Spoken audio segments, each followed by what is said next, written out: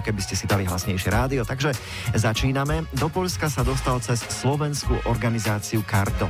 Ja som vlastne mal takú myšlienku urobiť nejakú dobrovoľnícku činnosť v rámci Európy a na základe nejakých postupov som sa najprv skontaktoval s riaditeľkou Alžbetou Mráčkovou a porozprávali sme sa o mojich možnostiach, o tom, čo ja chcem, čo by som očakával z tohto projektu a potom sme následne vyhľadali prijímateľskú organizáciu v Poľsku, tak som tam potom nakoniec skončil na 4 mesiace.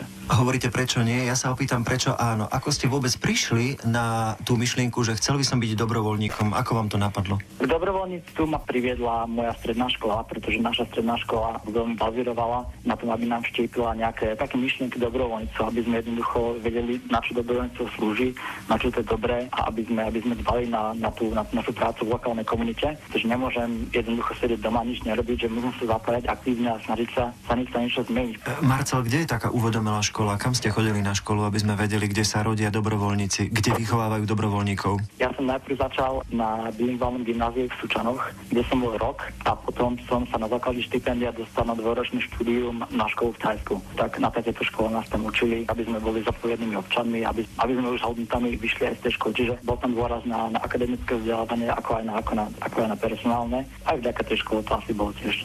No počkajte, Marcel, vy ste taký rozcestovaný, pretože my teraz telefonujeme najmä preto, lebo nie ste na Slovensku. Kde ste prosím teraz? V akej krajine? Áno, momentálne som na svojich štúdiách v anglickom Durhame, kde študujem medzinárodné vzťahy, čiže tak trošku som rozcestovaný, no môžeme to tak nazvať.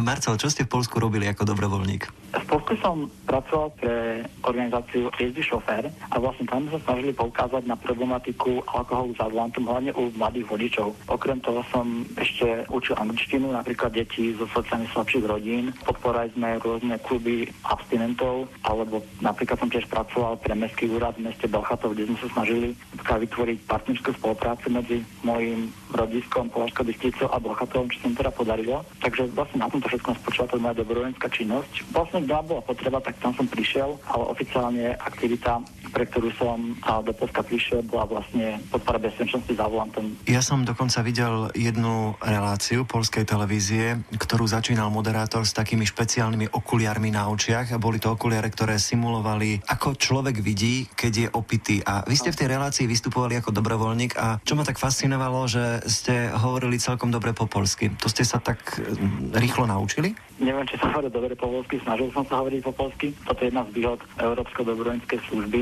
Vlastne keď ideme do nejakej tej krajiny, tak cez prácu s lokálnymi komunitami, alebo naozaj je tam vidno, že to práca s ľuďmi, a je to práca s ľuďmi, je to veľmi osobná práca. Ja som dokonca počul, že vy ste boli navrhnutí aj na nejaké ocenenie v Poľsku.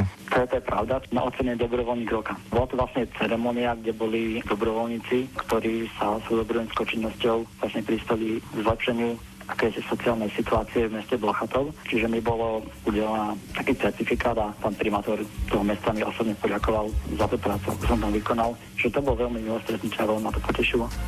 Na záver hádam ešte dodám, že toto všetko dosiahol len 21-ročný študent, čo je, myslím, dosť úspechov v tomto veku.